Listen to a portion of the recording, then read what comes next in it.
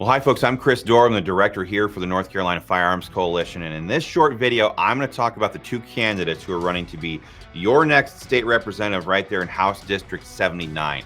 First, we're going to talk about Mary Beedle. She is the Democrat who is running to unseat the current incumbent Republican. We're going to go over her positions on the Second Amendment.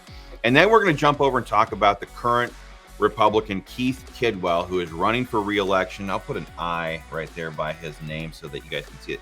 He is the incumbent here. We're going to break down what he has done when it comes to the Second Amendment so you guys can make your own decisions about who you want representing you at the Capitol in Raleigh again. So with that, I'm going to break out my red pen here and talk about Mary Beedle.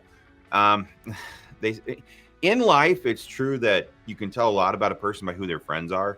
It's very true about politicians and the organizations that are funding their campaigns and endorsing them. So right out of the gate, if I can draw your attention to the bottom here, she is endorsed. Mary Beedle is endorsed by Michael Bloomberg. I'm going to give her a red X for that. Bloomberg is the godfather of gun control in America. He finances the gun control movement both at the federal level and at the state level. They always get behind candidates that agree to toe the line for their agenda.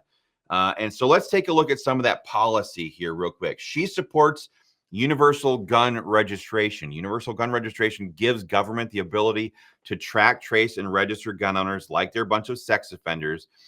It outlaws the private sale of firearms between two free citizens. And what's worse is these laws don't apply to criminals. They only apply to law-abiding citizens. Criminals don't go down to their local sheriff's department there in Dare County and line up and say, yeah, I want to register my guns and my knives or this or that. No, it does not happen. It does not happen. So you have to ask yourself, why does Mary Beedle want to pass this stuff? And the answer is pretty simple.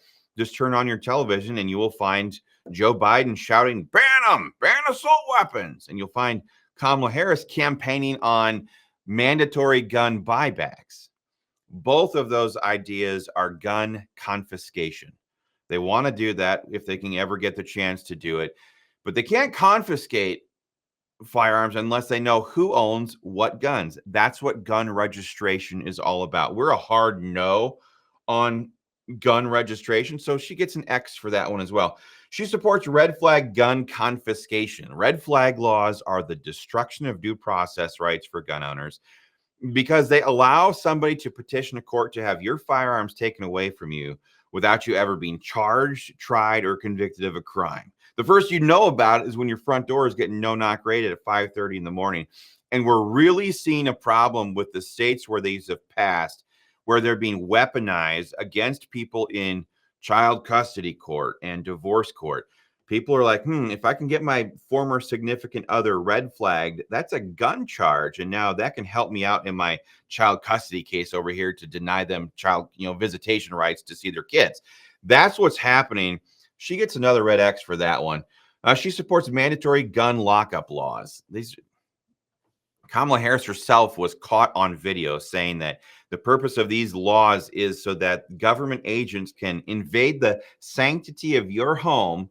That's her words, not mine, and do government gun inspections.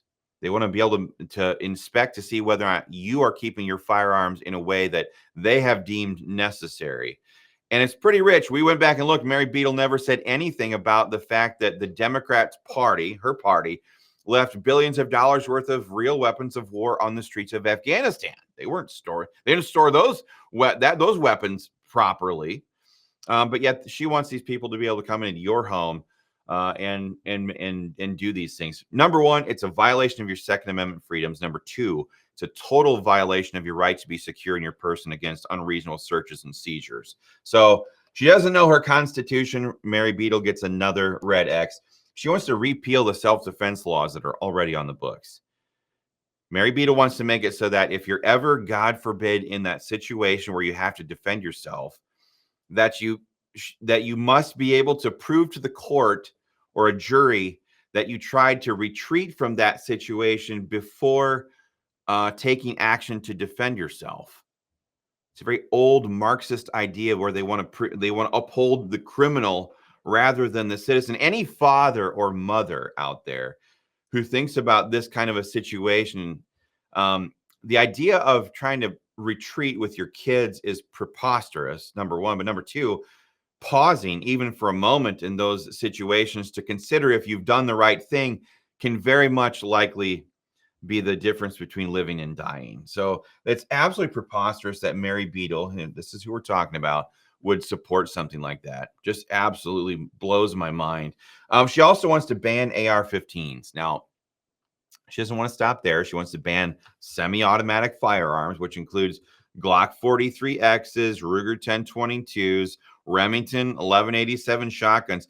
They want to ban semi-automatic firearms for the simple reason that firearms in the hands of we the people are excellent tools to tell tyrants no. Our founding fathers were brilliant historians as well as many other things, but they could look back in history and see that governments, when given the chance, have a tendency to become tyrants. What can we do looking forward? They thought, you know what? It might happen here too. What can we do to provide maximum opportunity for our people to stay free? So they codified the Second Amendment in the Bill of Rights as a long-term protection against tyranny ever taking root in America. That's what the Second Amendment's about. It's not about hunting deer, even though Joe Biden likes to say it all the time. So she gets another X for that. The sum totality here, looking at her score, that looks like a failing grade to me. That's what she's going to get. So that's Mary Beedle for you if you're considering voting for her in this District 79 race. Let's talk about Keith Kidwell for a minute. Doesn't get much better than this in the North Carolina General Assembly, folks. First of all, he filled out his 2024 North Carolina Firearms Coalition survey, 100% pro-gun, answered every single question properly. We issued this the toughest gun rights survey in the state, and he aced it. So that means he's a no on universal gun registration, no on red flag gun confiscation, no on banning semi-automatic firearms, yes on SAPA. What's this? SAPA. Actually, he sponsored this bill. The Second Amendment Protection Act simply says that North Carolina law enforcement, which are paid for by North Carolina taxpayers to uphold North Carolina laws, cannot be commandeered by the feds, i.e. the ATF, to enforce federal gun control. Laws, executive orders by Biden or Harris, or even ATF rule changes, North Carolina law enforcement can't be forced to do that.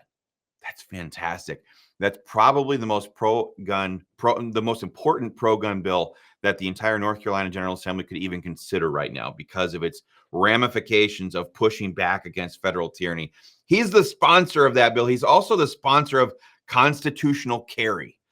This is it's going to happen in North Carolina at some point, but Keith Kidwell has been pushing constitutional carry for North Carolina harder than anyone. And for those of you who don't know what constitutional carry is, it simply gets government out of the rights regulation business and says that if you're a lawful, peaceful citizen, you can carry a firearm without begging government permission to do so. It's on the books in 29 states. It's never been repealed after it's been passed. It's common sense. And it says, and that's what Keith Kidwell wants for North Carolina. Folks, all of this right here adds up to be an A+. We don't like to give out A+ unless they earned them. But guess what? Keith Kidwell just earned that rating right there. So, folks, I want you guys to have this information right here to screenshot. You guys can screenshot this video, share it with your friends so that you guys can decide. People always ask us, like, hey, how should we vote in this House District 70? We can't tell you that. We can't tell you that. What we can do is put this information in front of you and let you guys make your own decisions.